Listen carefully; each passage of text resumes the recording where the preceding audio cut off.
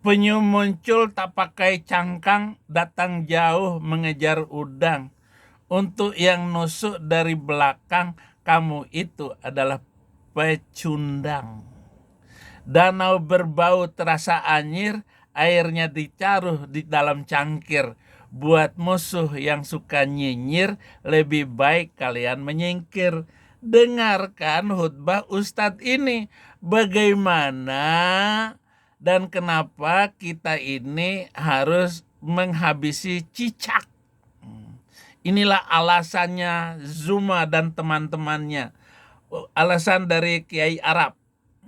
Nabi SAW memerintahkan kita memburu cicak. Memerintahkan ini perintah. Kenapa? Cicak ini luar biasa. Semua mikrot di dalam buruk cicak. Karena cicak ini makan apa, ikhwan? Nyamuk. Apa makan nyamuk? Darah. Darah manusia ini, manusia ini, manusia ini, manusia ini. Darah hewan ini, hewan ini. Artinya semua mikrot berada di mana?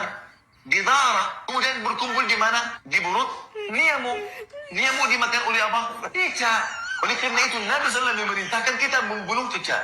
Kemudian jika engkau membunuh cicak, karena satu kali dimukul, engkau mendapat 30 kebaikan. Jika 2 kali, 20 kebaikan saja.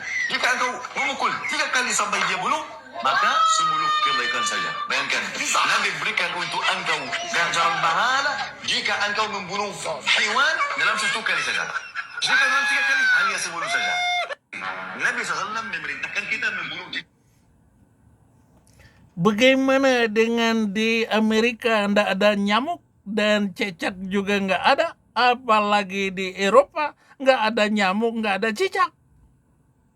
Berarti orang Islam di sana tidak dapat pahala. Kalau dipukul sekali saja, maka dapat 30 pahala. Kalau dipukul 2 kali, maka dapat 20. Tetapi kalau hanya pukul 3 kali, maka hanya 10 kali. Ya, tapi tetap dapat. Tetapi halusinasi ajaran ini mengerikan. Ya, pohon kelapa tak ada ranting, daunnya dipotong memakai gunting. Untuk apa berdebat tak penting dengan orang yang berpikiran sinting? Nggak usah berdebat dengan kamu, Zuma. Kamu itu orang sinting. Ketahuan, kamu putar balikin ayatnya. Alkitab, lalu kamu menggunakan omongan dan besarnya soundcard kamu. Lucu.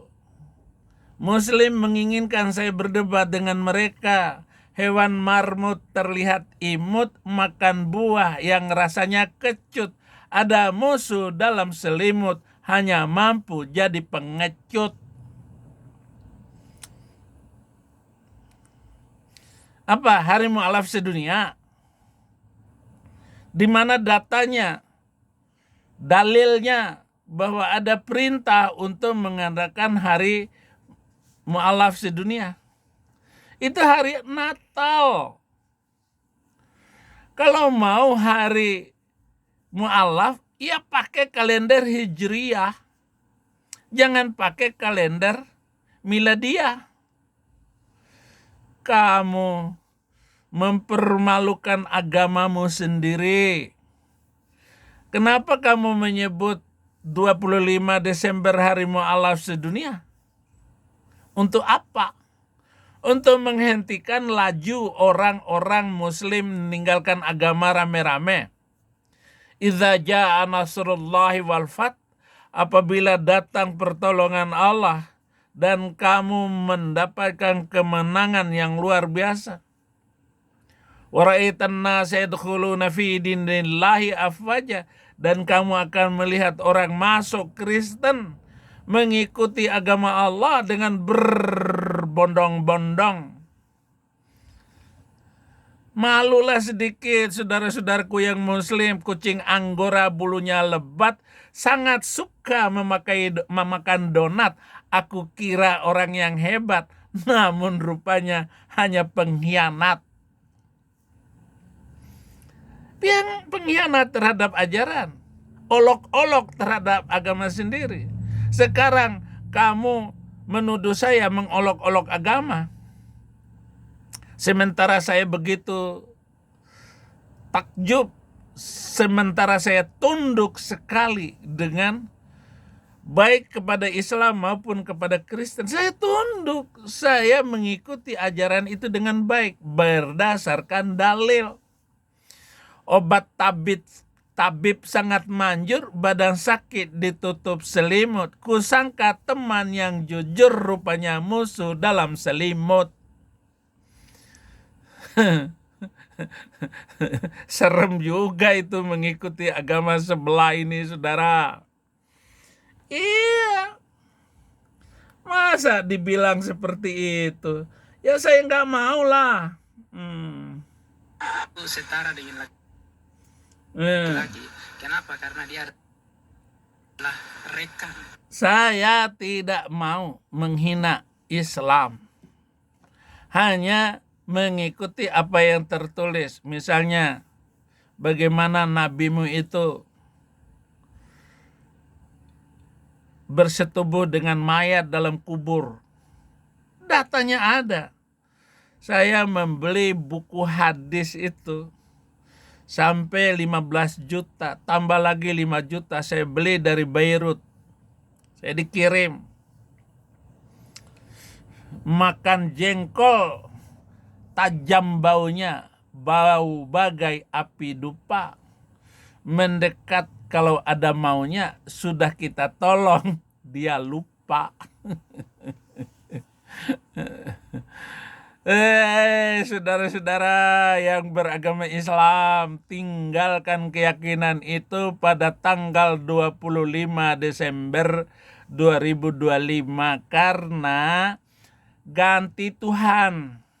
2026 ganti Tuhan. Terima Yesus Kristus, pasti masuk surga. Apapun dosamu, sebesar apapun korupsimu, berapa banyak orang yang kamu ambil dan potong lehernya, kamu terima Yesus, akan diampuni segala dosamu dan dipastikan masuk surga. Sementara kalau kamu, walaupun kamu sudah beriman, walaupun kamu sudah bertobat, masih asa rabbukum ayyukafir ankum, mudah-mudahan. Saya nggak mau mudah-mudahan. Sungguh indah bunga di taman, ada mawar dan bunga kamboja. Katanya teman, mengaku teman, kalau ada maunya saja. Saya mau katakan kepada Anda, tinggalkan keyakinan yang merusak sisiran rambutmu. Kamu akan garuk-garuk, ya. Pakai jilbab rapi-rapi, ternyata menuju neraka. Artis Korea memang tenar, sering tampil di konser besar. Kalau memang merasa benar, beri bukti, jangan koar-koar. Iya, saya nggak pernah khawatir sedikit pun dengan keimanan saya yang sekarang ini. Iya, sungguh mahal. Intan murni, hiasan indah, sang permaisuri, teman sejati, susah dicari, teman palsu banyak di sini. Ya, di Islam juga banyak, apalagi di Kristen. Teman sejati susah dicari. Teman palsu banyak di sini. Ya, ada orang yang saya anggap kakak rohani gitu. Sudah saya bantu, dia itu disable. Saya pergi ngemas barangnya di San Francisco. 4 hari saya di sana. Saya yang ngangkat, membuang segala sampah, lemarinya saja ada 5. Saya tarik dari apartemen ke pembuangan sampah untuk membantu kakak rohani ini. Sampai ditarik pakai mobil. Perjalanan hampir sehari semalam dari San Francisco. Saya harus mengangkat barang-barang itu, memasukkan ke storage. Dia tinggal di rumah saya sebulan. Baru kemudian dirapikan kamarnya di apartemen itu. Saya bantu siang malam. Sampai rak sepatunya saja saya yang pasang. Selesai rapi semua. Sudah rapi nih semuanya. Saya dimusuhin, saya WA nggak diangkat, telepon nggak diangkat. Katanya